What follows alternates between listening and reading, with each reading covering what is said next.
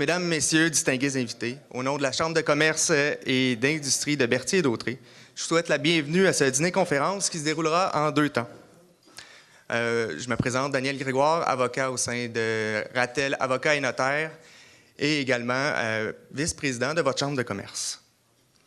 Avant de commencer, je tiens à mentionner la présence des gens assis à notre table d'honneur ce midi. Donc, l'honorable François-Philippe Champagne, ministre de l'Infrastructure et des collectivités. Bonjour tout le monde.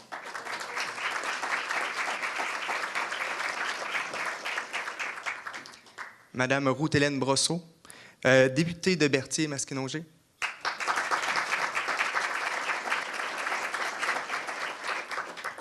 Madame Suzanne Nantel, mairesse de Berthierville.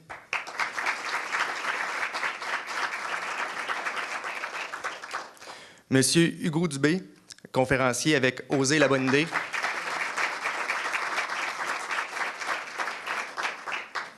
Monsieur Jocelyn de Grandpré, directeur général de la SADC d'Autrey-Joliette. Monsieur Steve Piché, président de votre Chambre de commerce.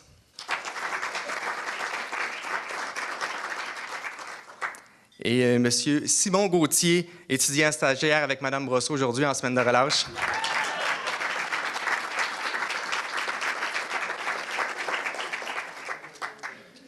Je m'en voudrais également de ne pas signaler la présence d'autres invités, mairesses et maires de la MRC, dont M. Jean-Luc Barthes, maire de Saint-Ignace-de-Loyola.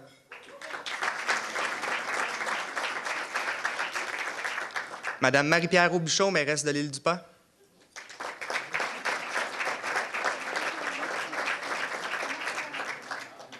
Et M. Louis Bérard, maire de Sainte-Élisabeth.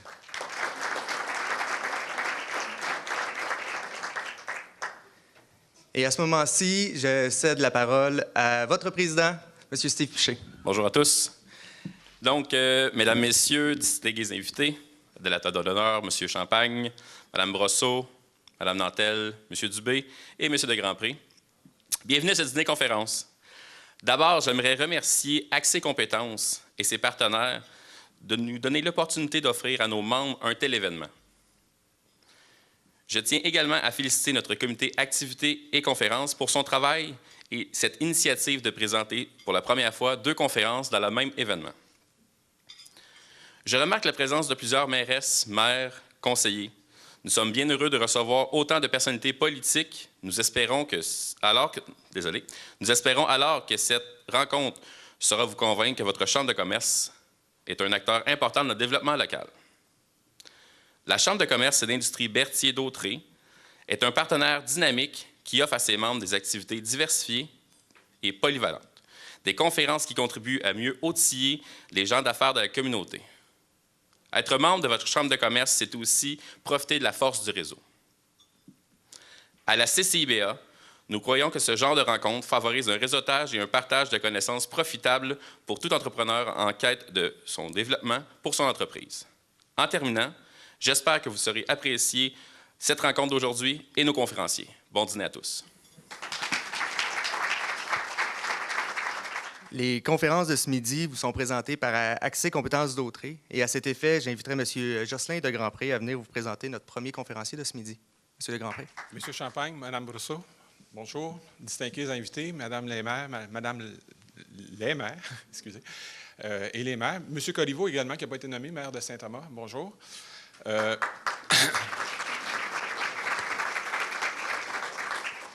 Permettez-moi en premier lieu, de vous présenter excusez, j'allais dire la Nadiale économique, Accès Compétences d'Autrey.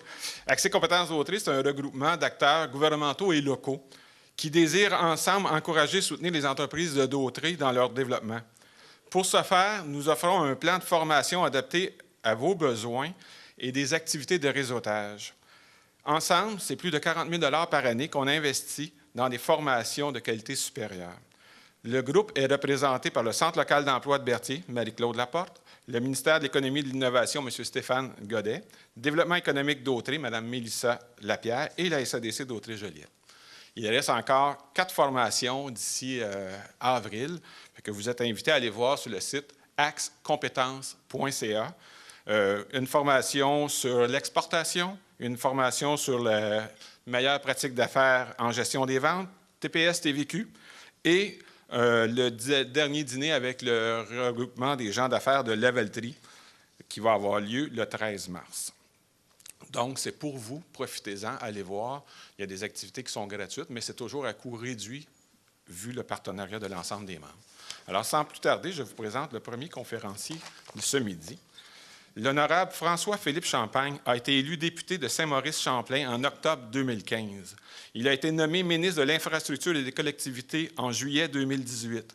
Homme d'affaires, avocat et spécialiste du commerce international, le ministre Champagne possède plus de 20 ans d'expérience au sein des grandes entreprises internationales, plus particulièrement dans le domaine de l'énergie, l'ingénierie et de l'innovation. La conférence d'aujourd'hui portera sur le plan du gouvernement fédéral en infrastructure pour le Québec et les régions. Le ministre Champagne est responsable de la mise en œuvre du plan ambitieux et historique de plus de 180 milliards. Moi, j'ai de la misère des fois à évaluer un projet là, quand j'entends 1 milliard, 180 milliards, c'est énorme, du gouvernement du Canada pour l'infrastructure. Le ministre présentera l'importance de doter le Québec et ses régions d'infrastructures du 21e siècle, modernes, résilientes et vertes. Le ministre profitera aussi de l'occasion pour échanger avec vous, membres de la Chambre, au sujet des priorités économiques de la région. Alors, sans plus tarder, j'invite Monsieur l'honorable M. François-Philippe Champagne. Merci pour cette présentation.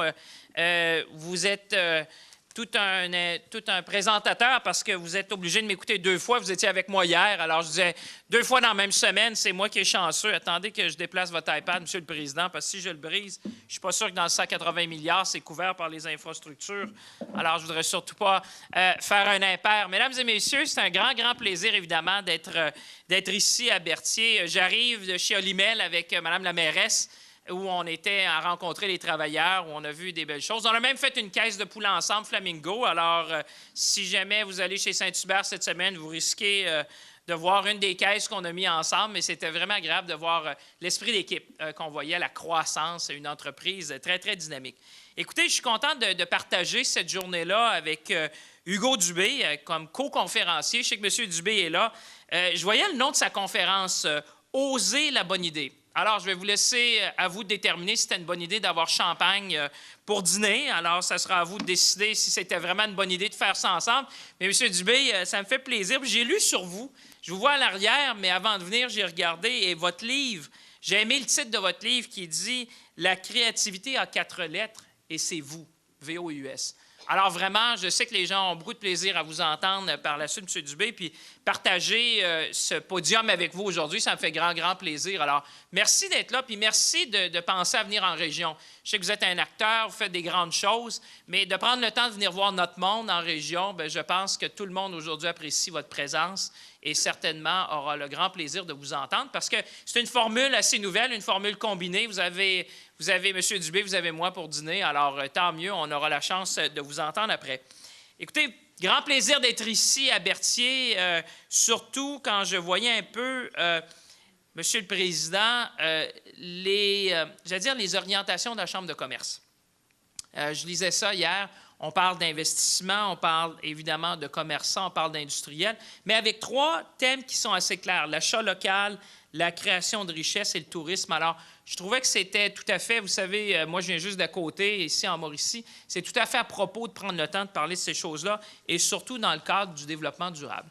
Mais avant de commencer, permettez-moi de saluer quelques personnes qui sont ici. Madame la mairesse, bien, on était ensemble, Nantel, je pense qu'on aura la chance, j'espère qu'on pourra faire d'autres choses ensemble, mais on a mis la main à la pâte aujourd'hui, la main au poulet, je ne sais pas, aujourd'hui ensemble à faire des choses, c'est un grand, grand plaisir.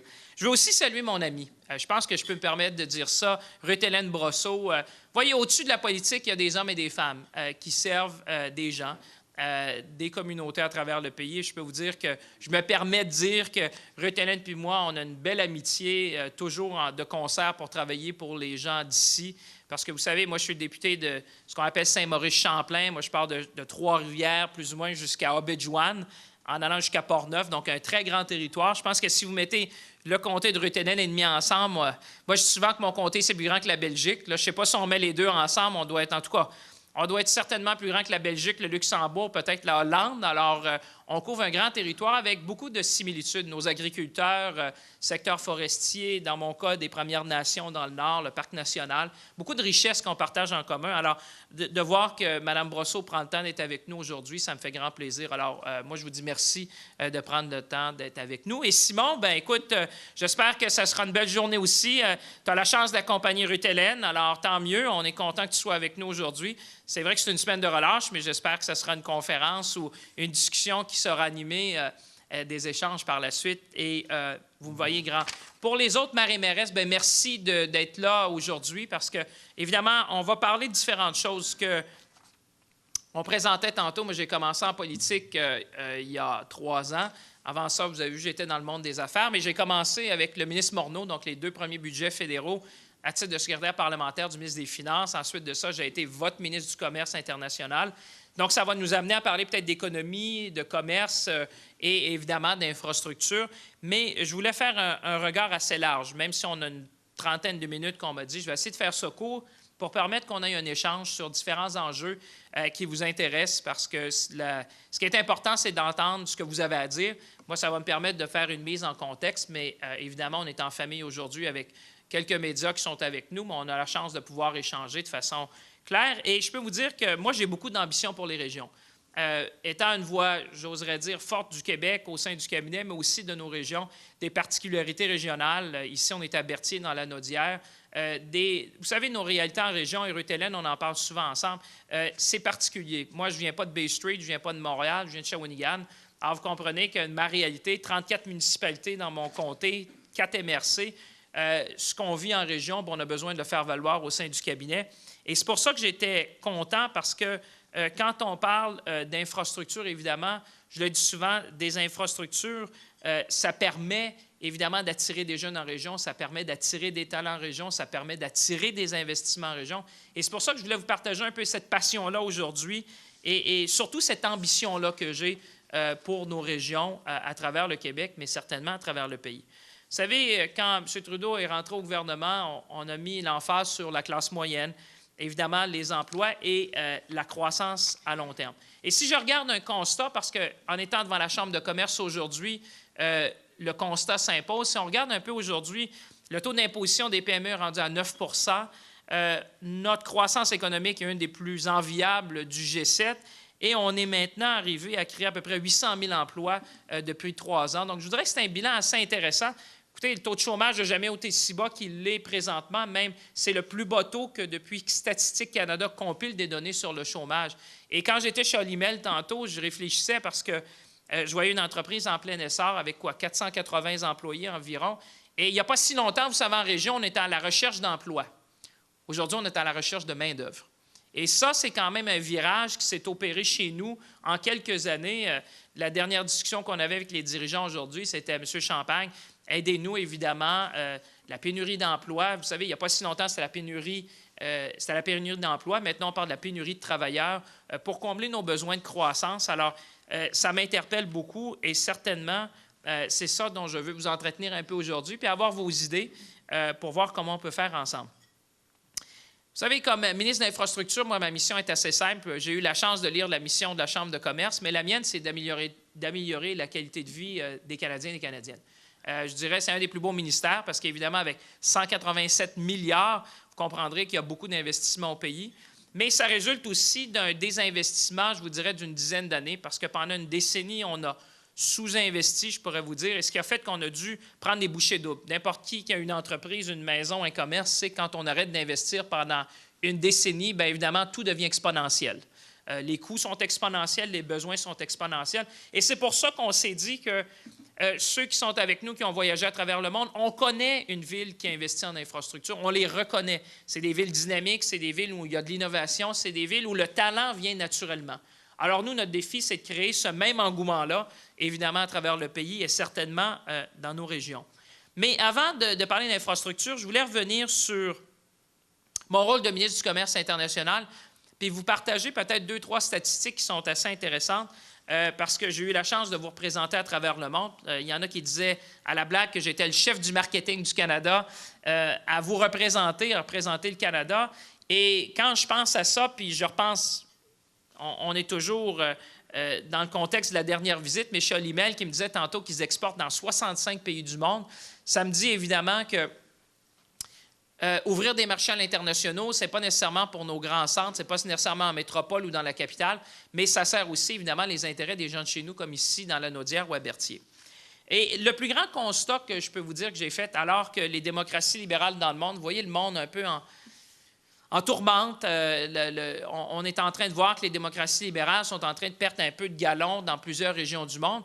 Et ce que les investisseurs me disaient le plus, c'était « M. Champagne, pourquoi le Canada?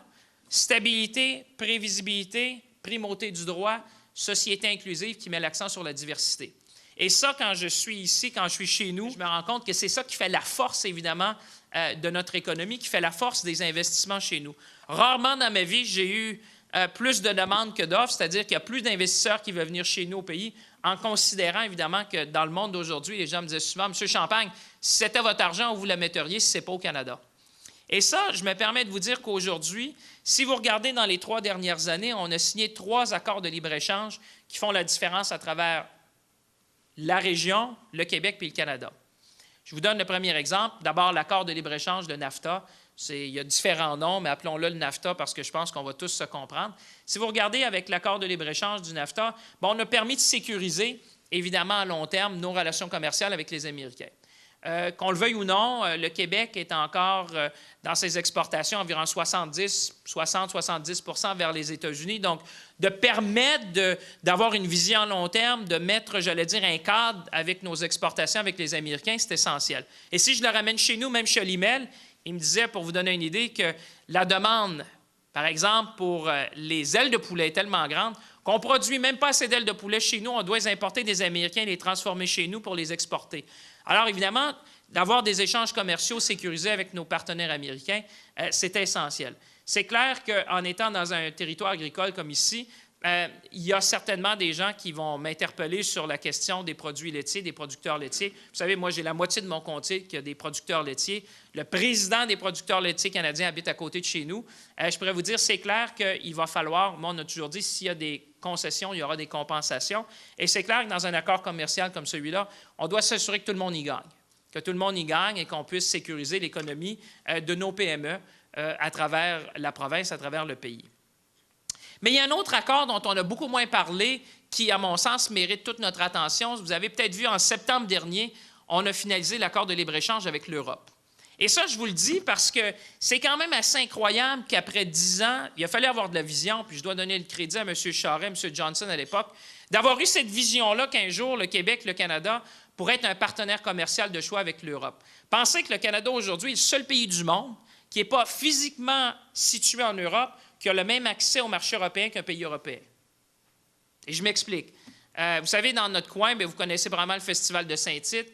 Vous avez probablement l'industrie Boulay. Ceux qui connaissent le western connaissent la famille Boulay. La famille Boulay produit évidemment des bottes western qu'on consomme un peu à travers le Canada, même je pense aux États-Unis. Mais ils ont aussi une division de bottes, j'allais dire, de police.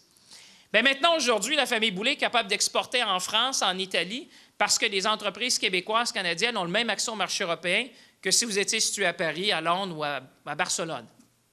Alors ça, moi, je peux vous dire, on a ouvert un marché de 500 millions de consommateurs aux producteurs, j'allais dire, canadiens, québécois, qui sont sur notre territoire. Le plus grand marché de consommateurs de produits agricoles au monde, le premier marché de consommateurs de biens et services dans plusieurs domaines. Et ça, je peux vous dire, quand on a fait cet accord-là, on a enlevé environ 12 000 lignes tarifaires du jour au lendemain.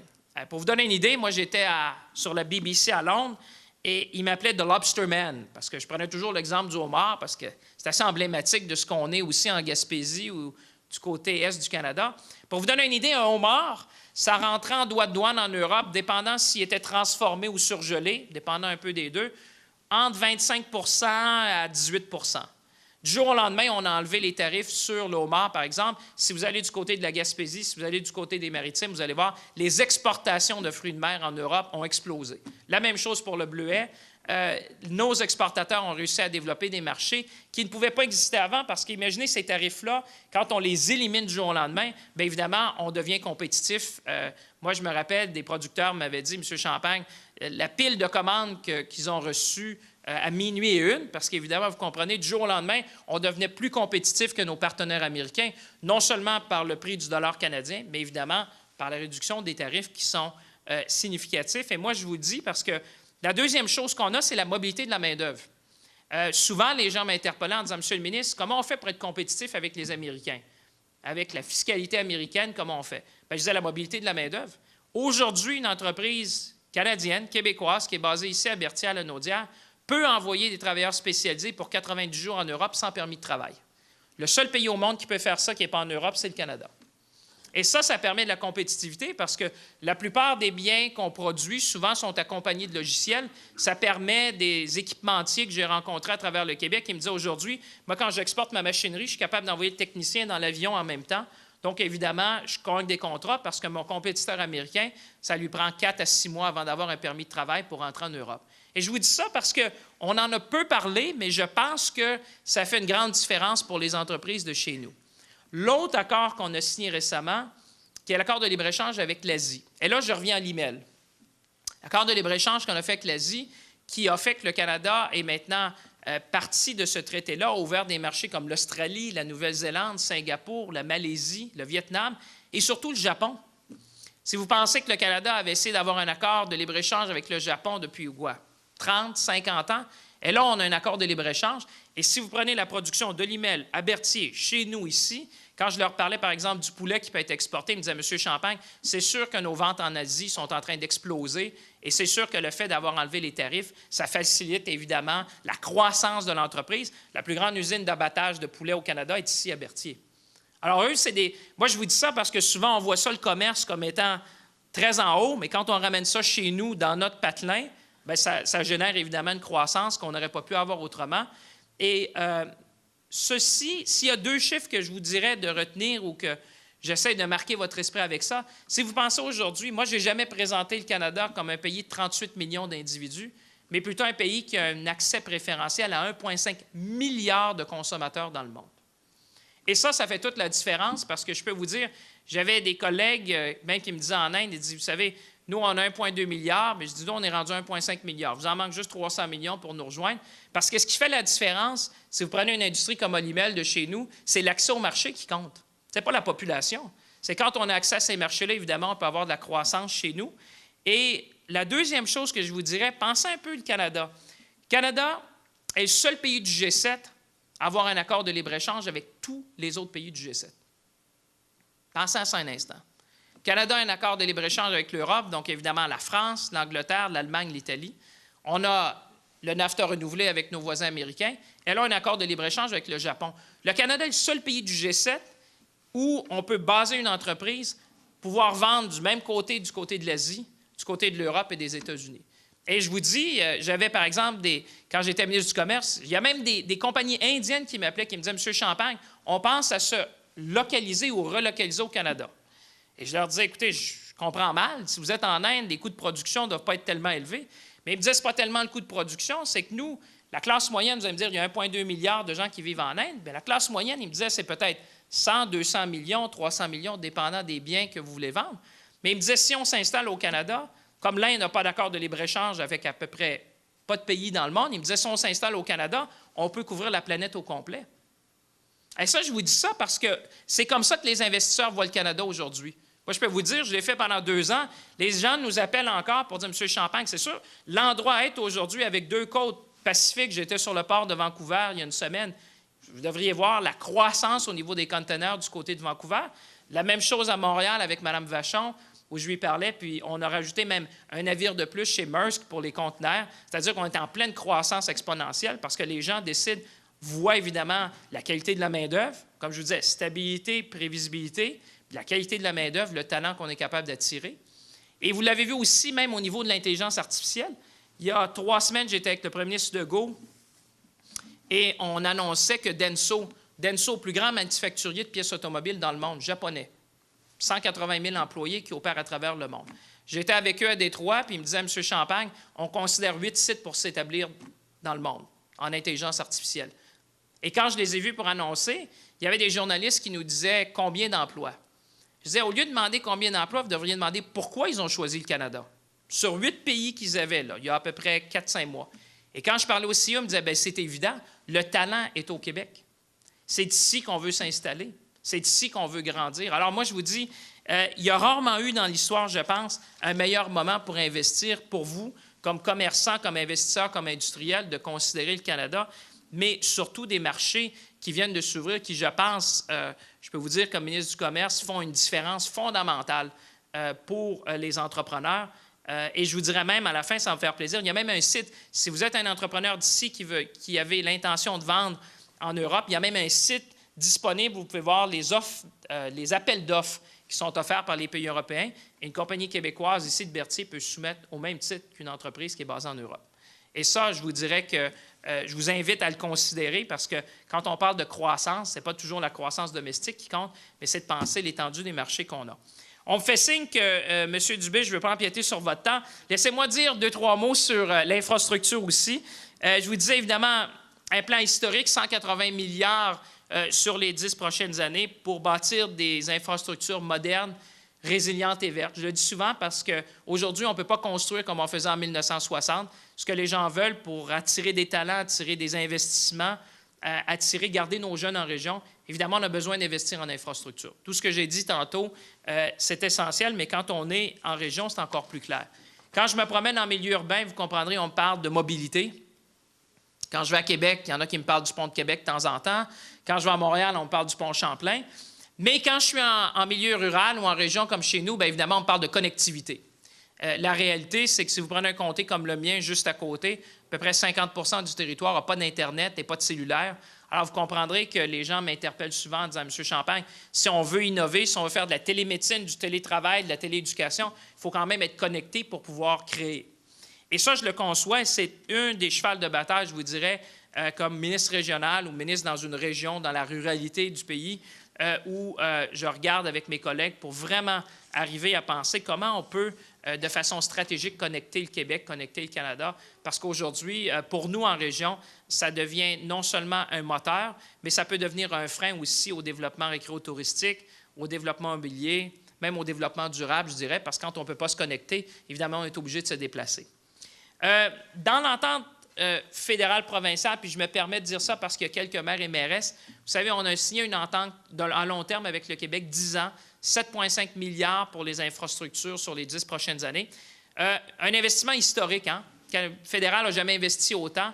On a mis à peu près 5 milliards en transport collectif parce qu'on sait qu'évidemment, la congestion, quand on est à Berthier, la plupart des gens vont à Montréal, le savent, il faut trouver une solution pour la congestion sur la couronne nord, la couronne sud de Montréal.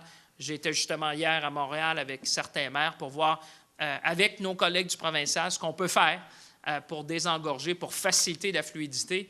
Je dis souvent en anglais « less is more ». Ce qu'on veut, c'est que les gens passent moins de temps dans leur véhicule, plus de temps en famille ou plus de temps à la maison. Alors ça, c'est un enjeu important. Et en même temps, parce qu'on sait que la meilleure façon de réduire les gaz à effet de serre, c'est d'investir dans le transport collectif. Le REM, c'est un pas dans la bonne direction. On a la banque d'investissement qui nous permet de faire plus rapidement. Mais vous comprendrez que c'est un objectif, tout comme à Montréal et Québec, puis dans les milieux urbains.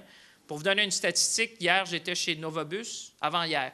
On a fait une commande où on a participé financièrement à renouveler le parc d'autobus électriques hybrides. 1500 autobus ont été commandés pour différentes sociétés de transport au Québec. Et ça, pour moi, ça fait plaisir parce que c'est le génie québécois à l'œuvre.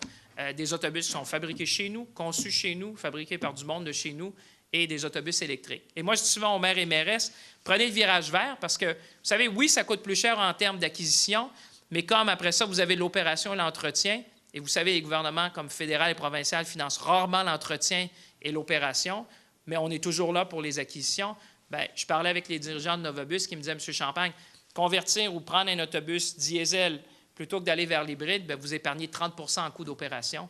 Alors, pour moi, le virage vert, il est essentiel, mais il est aussi dans l'intérêt économique de tout le monde. Écoutez, on me dit que je dois compléter rapidement, mais ce que je voulais vous dire aussi, c'est le grand virage vert qu'on doit prendre. Autant on a mis d'argent dans la mobilité, c'est-à-dire 5 milliards, on a mis environ 2 milliards dans les infrastructures vertes. Et je ne peux pas m'empêcher de penser, quand je suis à Berthier, et je me rappelle avec Ruth Hélène et d'autres, avec la mairesse, quand on a eu les fameuses inondations il n'y a pas si longtemps que ça. Dans ce cadre-là, d'environ 2 milliards, il y a des sommes disponibles pour les municipalités, évidemment, pour prévenir certaines des catastrophes, c'est-à-dire les infrastructures qui nous permettraient de minimiser l'impact des changements climatiques. S'il y a encore des gens qui ne croient pas qu'il y a des changements climatiques, je peux vous dire, venez chez nous, regardez le nombre de projets qu'on a à travers le pays. Vous allez voir la plupart des projets qui sont des digues ou de renforcer finalement nos infrastructures pour faire face à ces changements climatiques-là. Moi, je dis aux communautés, certainement de la Naudière, profitez des programmes. Évidemment, c'est un programme fédéral-provincial, mais je pense qu'on a tout à faire avec Mme Brosseau, moi-même, les députés provinciaux, travailler pour les gens de chez nous avec les maires et mairesses pour renforcer notre résilience. Je pense que les changements climatiques sont là, sont pour nous, quand on est ici, ce n'est pas seulement quelque chose qu'on lit, c'est quelque chose qu'on vit, qu'on a vécu, du moins. On n'espère pas le vivre cette année, mais évidemment que le niveau de la neige, on peut tous comprendre que dépendant du dégel, il faut se préparer. Et moi, je suis content de dire qu'on va être au rendez-vous certainement et que ce programme-là nous permet de faire ça. En terminant, je vous dirais, écoutez, pour moi, l'infrastructure, ça permet d'assurer notre prospérité à long terme. Quand je parle d'infrastructure, vous savez, c'est un peu comme le commerce. Ces accords-là, il ne faut pas penser comment on veut la région aujourd'hui, comment on veut le Québec aujourd'hui, comment on veut le Canada d'aujourd'hui. Il faut voir 10, 20 ans, 30 ans en avant, comment on se positionne dans le monde. Bien, c'est un peu la même chose en infrastructure. Quand je suis dans mon bureau, évidemment, il faut penser comment on veut se positionner dans 10, 20, 30 ans, 50 ans. Je pense que les infrastructures, c'est un moteur important de l'économie, de l'emploi. Je pense, si je regarde sur le pont Champlain, on a 1600 travailleurs qui sont là, des gens de partout, des gens de notre coin, des gens de Montréal, des gens de la Saskatchewan qui sont là. Alors, évidemment, ça fait travailler notre monde, c'est des bons emplois, puis ça bâtit évidemment notre futur. Je pense que la protection de l'environnement, c'est un incontournable. Ça me fera plaisir si vous avez des questions là-dessus, mais je pense que de plus en plus, les gens choisissent les régions, choisissent une qualité de vie saine. Chez nous, on a la chance avec le récréo touristique, que ce soit le parc national, que ce soit évidemment l'environnement qui nous entoure, de le mettre en valeur pour favoriser non seulement l'achat local, je veux dire dépenser localement aussi pour ceux qui nous visitent. Et finalement, c'est toute la question d'innovation. Je dois revenir à l'email qui me disait qu'ils ont même développé une nouvelle technique qui est en lien avec les nouvelles pratiques pour la protection des animaux, qui font des technologies, qui assurent d'avoir les meilleures technologies qui leur permettent d'être une des meilleures usines du groupe Olimel et de la coop fédérée pour être capable de développer des nouveaux marchés. Mais tout ça, moi, je vous dirais, mesdames et messieurs, on va pouvoir réaliser seulement si on travaille ensemble. Ce n'est pas un premier ministre, ce n'est pas un ministre, ce n'est pas seulement les députés, mais c'est vraiment comme communauté d'affaires. Moi, je vous invite, j'ai 3 messages. Moi, je dirais d'abord, saisissez l'opportunité. Je pense qu'il n'y a jamais eu un meilleur moment pour la marque Canada. Et encore là, je parlais avec Olimel qui me disait, j'étais avec quelqu'un qui a eu un peu de succès en affaires, Jack Ma, qui me disait que sur son site d'Alibaba, ce qui se vend le mieux, évidemment, c'est tout ce qui est canadien. La marque canadienne, il me dit, c'est la marque la plus forte sur son site. Il me disait ça récemment, tout ce qui est dans ce qu'il appelle le T-Mall Canada, c'est les produits qui se vendent le plus. Pourquoi? Parce que ce qu'on produit chez nous, nos agriculteurs, nos agricultrices, c'est de la qualité. Il y a une question de traçabilité, il y a une question de confiance, et ces produits-là font l'envie du monde. La deuxième chose, je dirais, soyons ambitieux. On a maintenant accès à 1,5 milliard de consommateurs à travers le monde. Alors, pour les entreprises, les commerçants d'ici, moi, je vous dirais, voyons loin et grand ensemble. Et finalement, ensemble, bâtissons des infrastructures modernes, résilientes et vertes. Je vous dis merci d'avoir été là. Ça va me faire plaisir de prendre des questions. Merci tout le monde.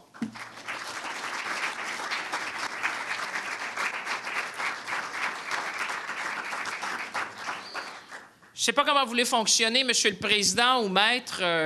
Si vous voulez que je reste au podium, si on avait prévu une période de questions, moi, je vous laisse libre. Si les gens veulent me poser des questions, peut prendre. Ça, c'est le président qui est du 2 questions. Moi, je ne dirais jamais ça à Ruth-Hélène. Je réponds à des questions toute la journée quand on est en chambre.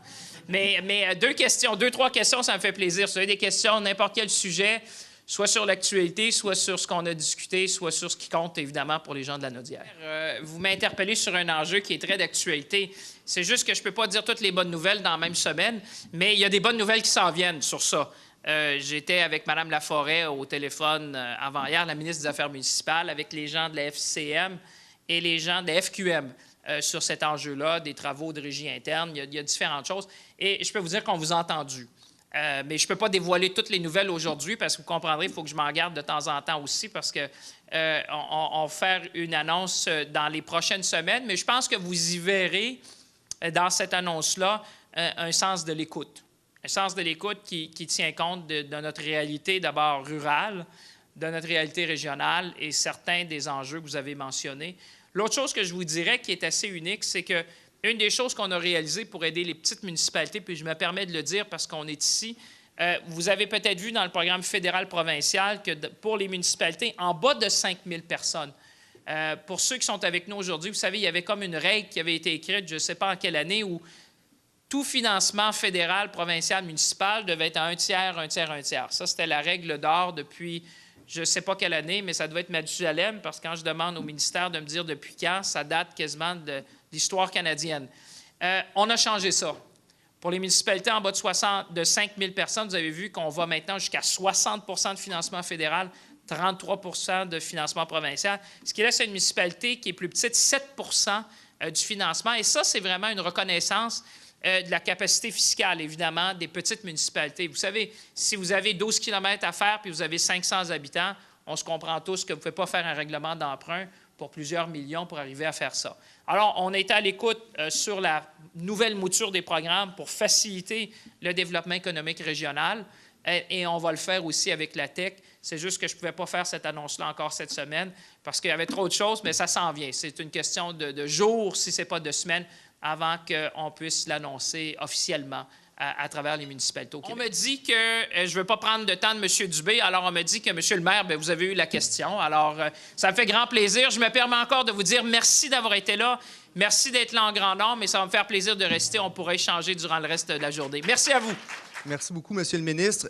Pour les questions, je suis désolé d'avoir coupé court à une longue et pertinente question et une réponse qui l'était tout autant. Monsieur le ministre demeurera disponible pour les questions à la fin de la présentation. Je vais, comme le veut la tradition à la Chambre de commerce, remercier nos partenaires. Et je vais profiter aussi des remerciements aux partenaires. Vous allez voir, vos assiettes vont vous être servies pour le plat principal pour qu'on puisse être tranquille pour la présentation de M. Dubé.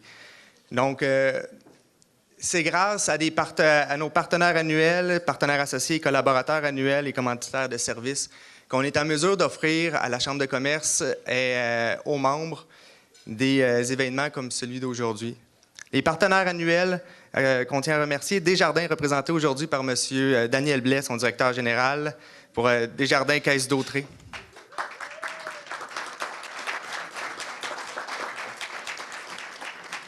La ville de Berthierville, représentée par Mme Suzanne Nantel.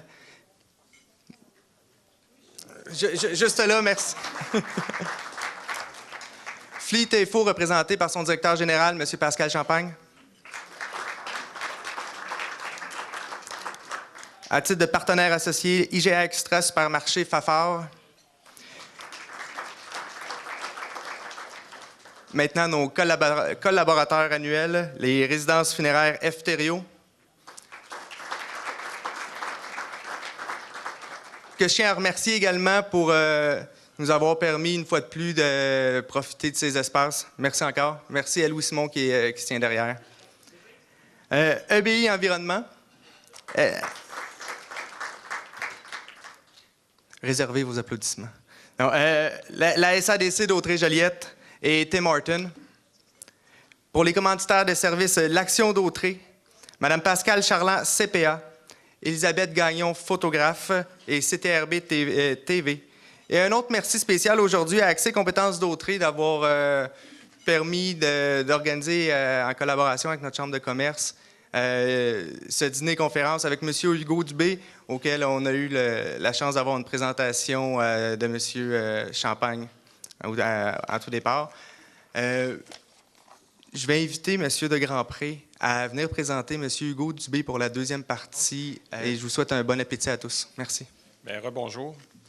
Donc, M. Dubé, acteur professionnel depuis 1988, il interprète plus de 100 rôles principaux, du fermier Bertrand Lavoie de Providence au mafieux Claudio Brodeur de la série Noire, en passant par Ramdam, en plus de recevoir le prestigieux prix Guy Lécuyer au rendez-vous du cinéma québécois à titre de meilleur acteur. Il obtient 8 nominations au Gala des prix Gémeaux à titre de meilleur premier rôle masculin. Comme entrepreneur en divertissement, Il a le privilège de côtoyer des créateurs de tout acabit, ce qui le stimule à élargir ses connaissances et sa compréhension du monde qui l'entoure. Cette soif de découvrir l'entraîne tout naturellement dans l'univers des conférenciers professionnels. Conférencier depuis 1998, il est l'auteur du livre « La créativité à 4 lettres », V-O-U-S, vous. Hugo Dubé a donné des centaines de conférences au Québec et dans le reste du Canada. Il aime enclencher l'enthousiasme de préciser sa mission afin de savourer une histoire fertile en possibilités. Aujourd'hui, le conférencier, M. Dubé, nous présente « Oser la bonne idée ». Donc, le petit vidéo, c'est passé en même temps? En même temps, c'est parfait. C'est parfait. C'est ce qu'on voulait. Alors, veuillez accueillir M. Hugo Dubé. Merci. Oui.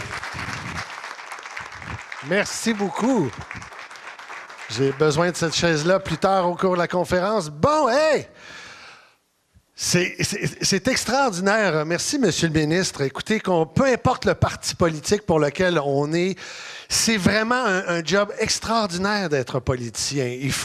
Ça prend une volonté, ça prend un enthousiasme, et j'ai beaucoup de respect, et je le dis, peu importe le secteur politique dans lequel on est, c'est un métier, c'est une vocation, et merci beaucoup, Monsieur le ministre. J'ai trouvé ça très intéressant, puis oui, on en aurait pris plus, mais on est 2 conférenciers, alors, merci. C'est parfait. Non, mais sans blague, beaucoup de respect. Merci. Merci beaucoup. Certaines choses avant qu'on débute, justement, vous allez voir, et je suis content parce que M. le ministre, il parle aussi vite que moi. Vous allez voir, j'ai une grande gueule, moi aussi. Je ne veux pas perdre une seconde du privilège qu'on m'offre de vous rencontrer aujourd'hui. Je vous invite à noter des idées, des flashs, des slogans. Et ça, je vous invite à le faire tout au cours de votre vie. Vous pouvez le faire avec le papier, le crayon. Vous pouvez le faire avec les applications comme Notes. Faites-le parce que les paroles s'envolent, les écrits restent. Mais aujourd'hui, par contre, essayez pas de tout noter ce qui va se passer ici parce que vous ne m'aimerez pas. Par contre, je vous invite j'ai un livre que j'ai lu des centaines de livres, j'ai rencontré des gens. Je veux simplifier quelque chose qui peut nous paraître compliqué, la créativité, l'innovation. C'est le sujet auquel on va aborder. On a moins de temps, on a 45 minutes. Alors, c'est un livre parce que le lire, n'en parler, c'est se l'approprier davantage. C'est aussi le laisser traîner. Il y a peut-être un jeune qui termine le cégep. Il ne sait pas s'il veut aller voyager. Il ne sait pas qu'est-ce qu'il veut faire. Vous le laissez traîner aux toilettes s'il faut. Des fois, juste lire un peu, mais parce qu'il y a des choses qui seront dites dans la conférence qui ne sont pas dans le livre, vice-versa. L'autre point de vue, c'est qu'on ne peut pas filmer la conférence, on ne peut pas l'enregistrer. Vous pouvez prendre des photos pour alimenter vos réseaux sociaux, que ça soit glamour, tant mieux. Faites-le. Cette conférence-là, comme je l'ai dit, elle est apolitique, elle est laïque. Donc, Jean-François, on met ça à 100%. Si vous voulez bien, on plonge. Merci pour la belle présentation. Ça va conclure aujourd'hui notre dîner-conférence et j'invite notre président sortant, M. Jean-François Laporte, à venir vous adresser le mot de la fin. Alors, on m'a mandaté pour le mot de la fin et merci de votre participation. J'en profite pour vous inviter à nos prochaines activités. Le 17 avril aura lieu notre très populaire souper expert entrepreneur. Cette activité étant de plus en plus populaire, je vous conseille de réserver à l'avance car le nombre de sièges est limité. Et entre-temps, nous aurons du 14 au 17 mars notre 5e édition du défi entreprise. Donc, on vous attend. Ceux qui sont intéressés, le jeudi, on a un petit 5 à 7 avant la mise au jeu protocolaire. Le tournoi commence avec l'équipe de EBI Blanc contre un petit scoop comme ça, contre Délices d'Antan. À 7 heures, on aura 4 parties jeudi, 4 parties vendredi. Nous avons 14 parties samedi et 10 parties dimanche. Donc, venez nous voir pour le tournoi. Ça va nous faire plaisir de jaser avec vous au courant de la fin de semaine. Pour toute information supplémentaire, je vous invite à communiquer avec Louis Sauvageau à la Chambre de commerce. Bon retour à tout le monde et bon après-midi. Merci. Ah oui, on ne peut pas venir à Berthier sans aller chez Olimel, 480 travailleurs, 17 nationalités. J'ai même fait une caisse de poulet avec la mairesse Nantel.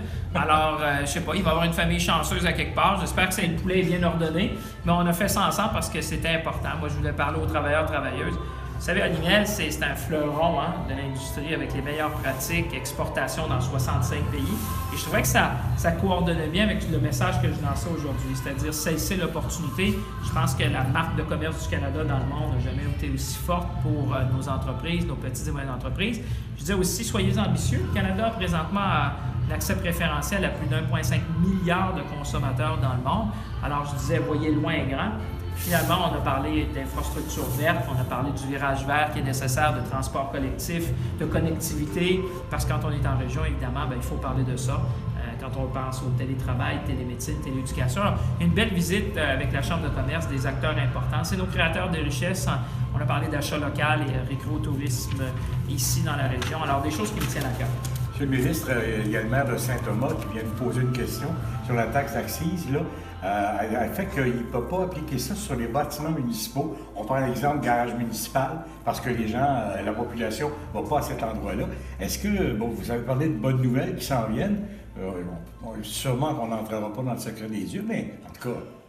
Il y a des bonnes choses qui s'en viennent. D'abord, le message, c'est qu'on a écouté les municipalités, les maires et mairesses à travers le Québec, avec la Fédération québécoise des municipalités, la Fédération canadienne des municipalités, qui nous avaient fait part de certains enjeux. Vous savez, être à l'écoute, c'est agir. Alors, on a écouté, maintenant on va agir. Vous savez, moi, je suis un ministre régional, je viens de la ruralité, je comprends bien la réalité.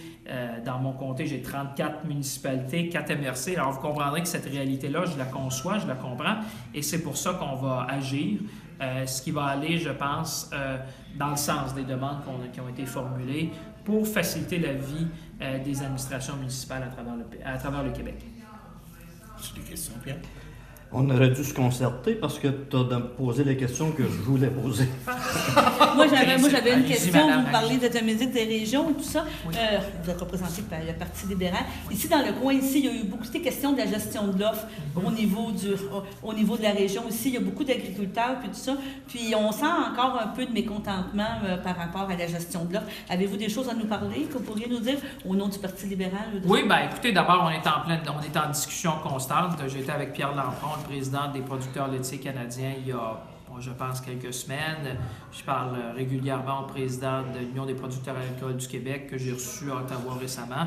Il y a 3 tables qui ont été faites sur l'agriculture parce qu'on sait que l'accord de libre-échange avec les États-Unis a créé des préoccupations légitimes de nos agricultrices, nos agriculteurs, surtout cette nouvelle génération-là, qui essaie d'avoir de voir des opportunités à long terme. Alors, je pense qu'on a été clair avec le premier ministre, Mme Freeland. Moi, j'ai été clair. J'ai dit, s'il y a des concessions, il y aura des compensations. Je suis encouragé de voir que le travail se déroule. C'est important, surtout d'avoir nos agriculteurs, nos agricultrices à la table des négociations. Et on va suivre ça parce qu'évidemment, c'est un dossier de première importance quand on est ici dans la région de la Naudière, mais aussi en Mauricie puis dans plein de régions du Québec. D'accord. Et autre point, concernant justement l'érosion des berges, c'est encore là, c'est un domaine que vous connaissez parce que c'est sûr que Trois-Rivières-Champlain, c'est encore le fleuve et tout ça. Est-ce que vous pensez que le gouvernement va vraiment faire des implications, va avoir des bonnes nouvelles avec le budget, avec les choses à venir? Bien, on a déjà l'argent. On n'a pas besoin vraiment du budget. C'est une des rares fois dans ma vie où je n'ai pas besoin du ministre des Finances parce qu'on a déjà mis 1,8 milliard dans les infrastructures vertes au Québec, dans l'entente bilatérale sur 10 ans.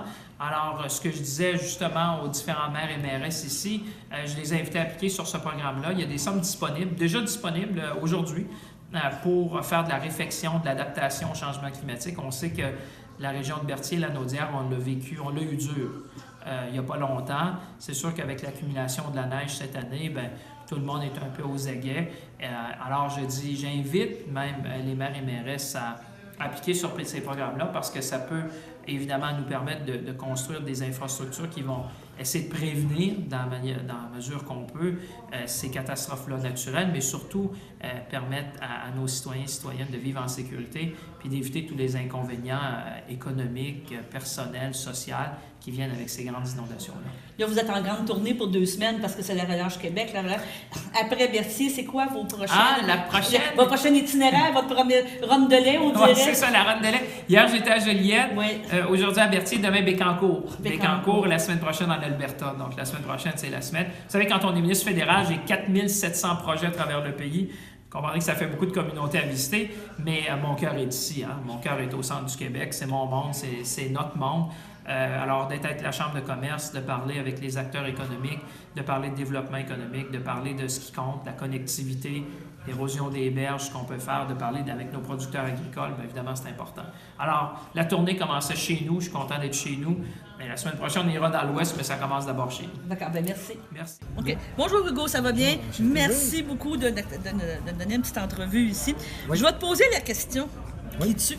Je regarde le titre de ton livre ici que j'ai acheté. Oui. La créativité avec athlète, vous. Est-ce que toi, tu es la créativité? Est-ce que tu penses que... C'est ça, on a une conférence qui parle de ça, mais après ma mort, toi aussi, tu as osé. Parce que tu étais acteur, puis tu as dit, faut que je me trouve une porte de sortie. Je sais pas, j'imagine un petit peu... Tout à fait, le raisonnement est bon. C'est qu'à un moment donné, le téléphone sonne moins. On ça. se dit de quelle façon je peux exploiter ma capacité oratoire, parce qu'il y a certaines personnes qui ont plus de facilité. Oui, d'accord. De quelle façon je peux me faire souffrir gentiment, c'est d'écrire un livre, parce que je suis pas un auteur. Et puis, en même temps, on est obligé de collaborer. Je suis l'auteur du livre, mais je suis pas un auteur. Non, c'est ça. Okay.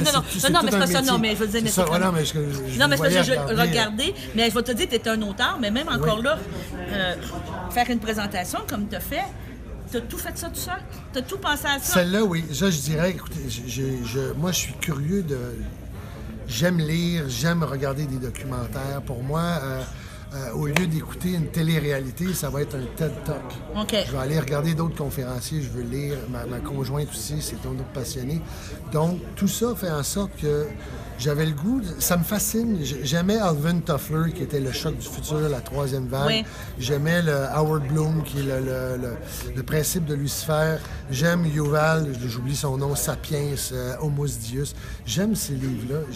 Je suis curieux. Puis mes amis qui me connaissent depuis longtemps me disent, ça nous étonne pas que tu sois conférencier. Okay. J'ai fait beaucoup d'écoles dans ma jeunesse, donc j'ai appris à côtoyer les gens, à me faire des amis. Puis il y a de mes amis qui me disaient, je me rappelle de toi, déjà en première année, les gens venaient t'écouter. J'ai dit, bon, j'ai le goût de m'en servir pour apprendre des choses, pour vulgariser. Et la création, la quatrième révolution, le tsunami qu'on est en train de vivre me fascine. OK. Donc, c'est ça qui a motivé, puis tu as dit, comme j'avais l'impression de le voir quand j'assistais à ta conférence, c'est ça. Tu as dit moi-même, je veux dire, à un moment donné, comme tu dis, le téléphone sort. Il faut être une preuve. Faut le prouver, puis il faut trouver une porte de sortie. Oui. Je veux dire, mais tu as une certaine stabilité, tu as trouvé... C'est comme un coach en alimentation qui n'a pas l'air en forme. Est-ce que ta méthode fonctionne? Quelqu'un, il dit, viens faire l'exercice chez moi, mais moi, je m'entraîne pas, puis je fume. À un moment donné, walk your talk, il faut faire ce qu'on dit aussi. Mes enfants me regardent aller, puis là, ils me voient un travailleur autonome. Ce que j'ai trouvé peut-être plus difficile à travers tout ça, c'est que les gens me disaient, es-tu conférencier ou t'es acteur? Bien, c'est ça, là. Là, je me disais, écoutez, dans le monde dans lequel on vit, il faut être multidisciplinaire sans s'éparpiller. Oui. Parce qu'à un moment donné, il faut être focus sur... Moi, j'aime bien Laurent Duvernay-Tardif, le joueur de football, qui disait, je fonctionne par objectif. Objectif ma médecine, objectif entraînement, objectif passer du temps avec ma blonde. Parce qu'il disait aussi, sinon, tu t'éparpilles. Ça, je l'ai fait par objectif. La conférence, il y a un principe assez simple, c'est le principe de 15 minutes. Vous voulez apprendre la musique, apprendre une nouvelle langue, écrire un livre, changer de job éventuellement, commencez par 15 minutes par jour. Beau temps, mauvais temps, fatigué ou pas. La première conférence, c'est comme ça que je l'ai fait. Aujourd'hui, si tu partages ton temps entre conférencier et acteur? Ça dépend des périodes? Des périodes de tournage. Le District 31 fait en sorte que j'osais pas d'en parler, mais là, on va en parler. J'ai moins de temps. Les conférences qui sont bookées, on exige beaucoup de disponibilité, mais il y a des périodes qui s'arrêtent en mars. Là, je peux booker les conférences. Je vais en Europe en faire. Ah oui, mais c'est très bien, mon Dieu, c'est passionnant. Des fois, je suis dans l'avion, je me dis, tout ça, c'est de ta faute. C'est cool, tu sais, mais en même temps, l'aide, on se fait pas tout seul, il y a des gens autour de nous. Il peut y avoir une agence, il y a ma conjointe, il y a des gens, il y a d'autres auteurs. C'est la collaboration. La créativité, c'est l'art de cacher tes sources. Et là, justement, on parlait, tu m'as ouvert la porte avec District 31.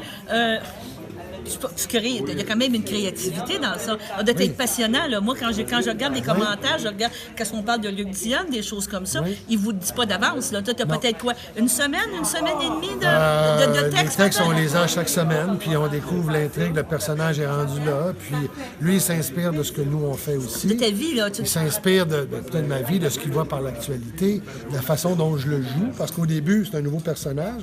Lui, il le voit, et moi, je lui donne la couleur. Et tranquillement, pas vite, l'auteur et l'acteur finissent avec l'équipe de réalisation. ça finit par devenir la collaboration. On parle encore de créativité. Voilà, Au bout de la ligne, c'est ça. Donc, en tout cas, vous êtes très passionnant. On vous suit beaucoup. Moi, je vais dire tantôt, on parlait de Ramdam. Je vous, je suis peut-être un petit peu vieille. C'est moins ma catégorie. Mais il y a eu Providence. C'est ça. C'est ça. Il y a plein de choses qu'on a suivies. HugoDubé.com. HugoDubé.com. Puis félicitations dans tout ce que vous entreprenez. Merci. Merci. Merci. Bye-bye.